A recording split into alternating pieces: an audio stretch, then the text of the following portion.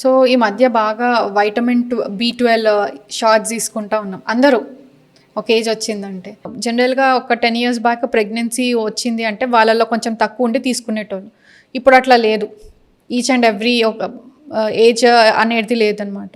So ఇది మనం దీంట్లో ఏమన్నా డైటరీ చేంజెస్ చేస్తే అది హెల్ప్ అవుతుందా? షూర్. సో B12 అనేసరికి నాకు కొంత విషయాలు గుర్తొస్తున్నాయమ్మా.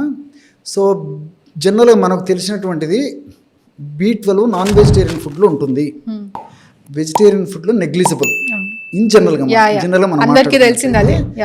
సో సరే, ఈ వెజిటేరియన్ సంబంధించి వరకు అనుకుంటే పాలు, పెరుగు, వెన్న, నెయ్యి, మజ్జిగ ఇలాంటి వాటిలో B12 ఉంటుంది.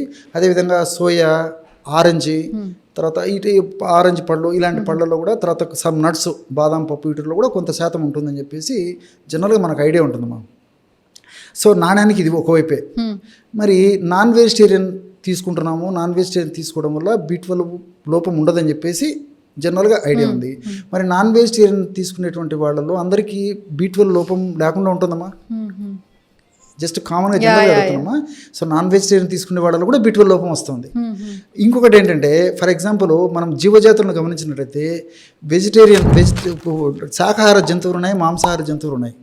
సో శాకాహార జంతువులు నాన్ వెజ్ తినేసేసి B12 పెంచుకోవడం లే. శాకాహార జంతువుల్లో అర్థమైంది కదా. సో మాంసాహార జంతువులు ఉన్నాయి అనుకుంటే సార్ తీసుకోవడమే, నాన్ వెజ్ తీసుకుంటాయి కాబట్టి B12 ప్రొడ్యూస్. మరి శాకాహార జంతువులకు ఎక్కడి నుంచి వస్తుందమ్మా B12?